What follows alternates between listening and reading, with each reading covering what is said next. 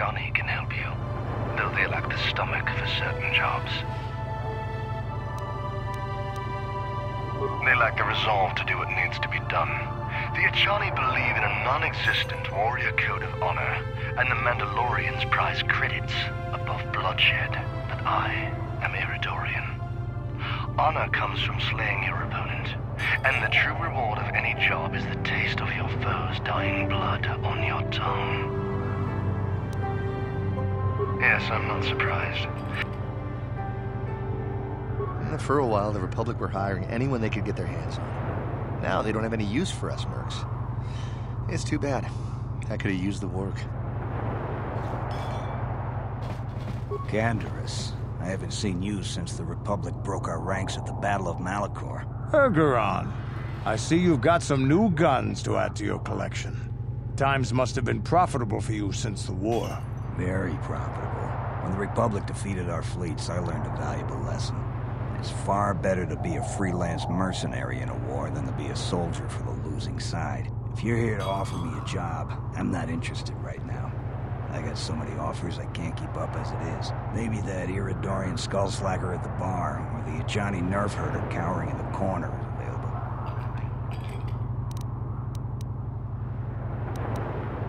So why are you telling me? If you're going, go. I don't need a status report.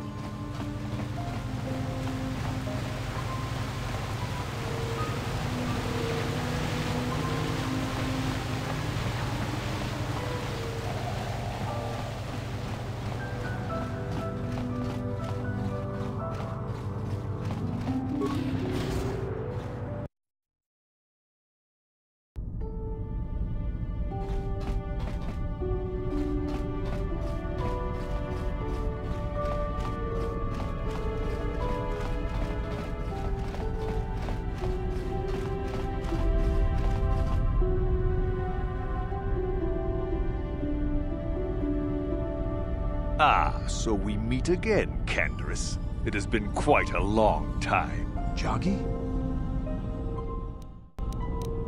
He was a warrior under my command up to the Battle of Althir. But I thought... You thought I was dead, didn't you? You thought all of us that you had sent on that attack had perished. You sent us to die in a foolish attack, while you directed your forces elsewhere. You broke from the battle plan and let us die for it, so that you could have the honor of being the first to kill the enemy commander.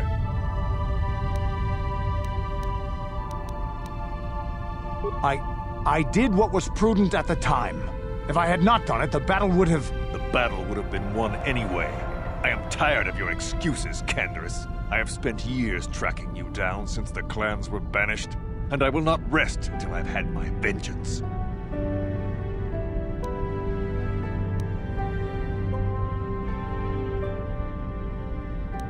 I am not afraid of you, and if you choose, you can die by his side as well. I challenge you, Canderous. I challenge you to fight the fight you fled that day above Althir, in the doomed seas of Tatooine.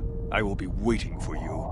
I have spread the news of the challenge since I learned you had landed on this world. All the surviving Mandalorian clans know of what I do here, and that we shall meet on Tatooine to settle this debt of vengeance once and for all. If you fail to meet me there, you shall be stripped of all honor and forever cast out of our society. It will be you and me alone in the dune seas of Tatooine.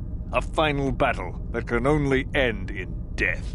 I shall be waiting for you there, Canderous.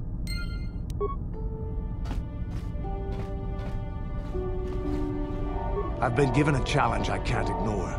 We've got to go to the dune seas of Tatooine, so I can find Jagi and kill him for his insult to me. This is between me and Jagi. You don't have to get involved. If you're lucky, he might spill something before I spread him in a paste over the dunes. I've been given a challenge I can't ignore. We've got... This is...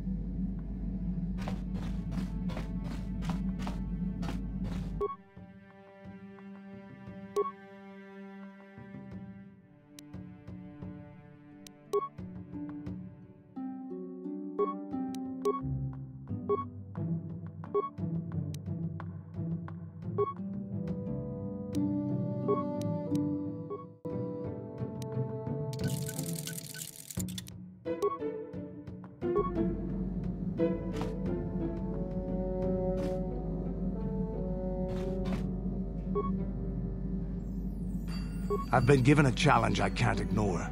We've got... This...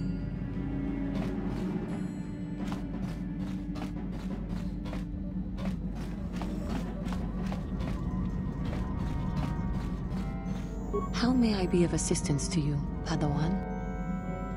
What is it you would like to speak to me about? After my father died, my mother was left to support me alone.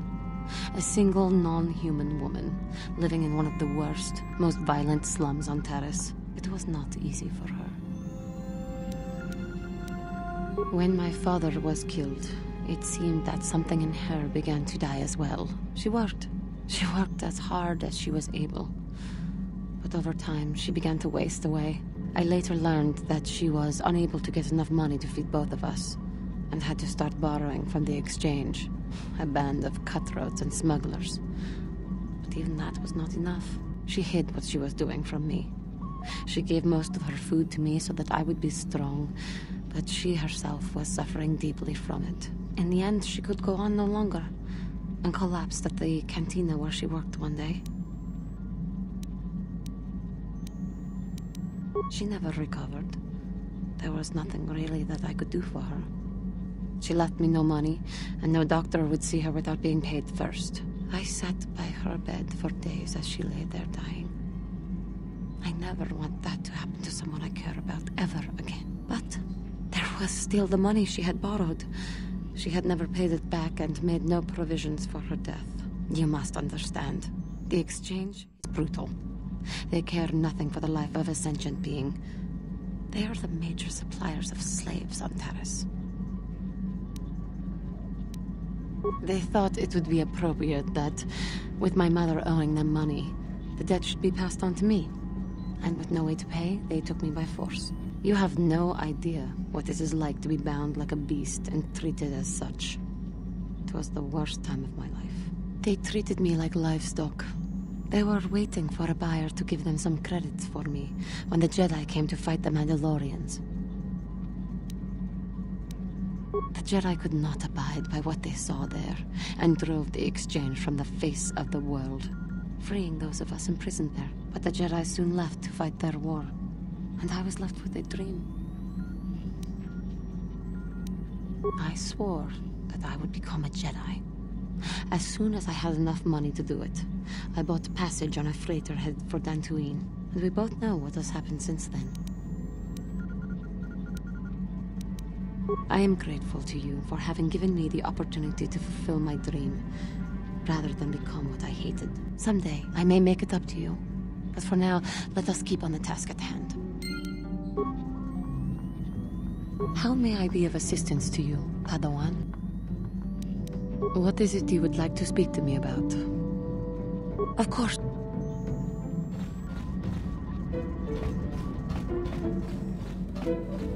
Got something on your mind, dude?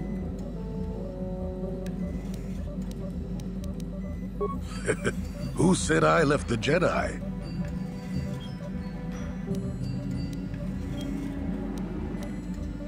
Well, technically I was only a Padawan. Not that that makes a difference to most, but as for the Order itself, no, I never left it. It left me.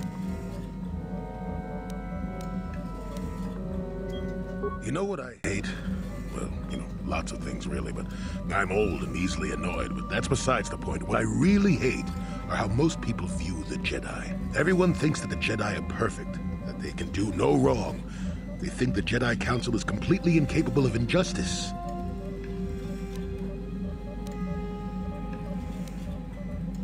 Damn right I disagree. The Jedi are just as capable of injustice as anyone else.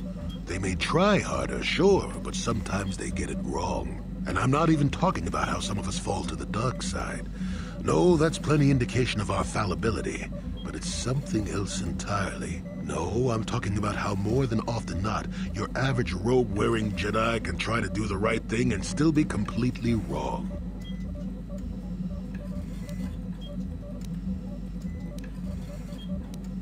I suppose I'm not being very clear, am I? Come to think of it, I don't have to be clear. Someone my age is entitled to ramble, damn it. But for your sake, I'll try to explain. I'll tell you a little tale about a Jedi master I once knew. Hortath, I think. Or was it Horthoff? I can never get it straight.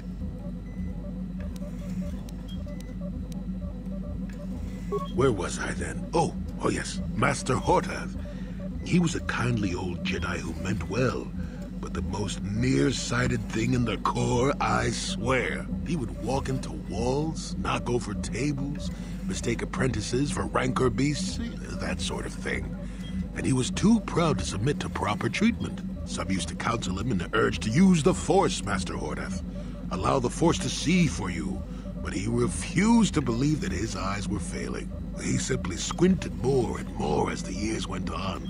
The other Jedi resignedly passing it off as the amusing quirk of a compassionate old man.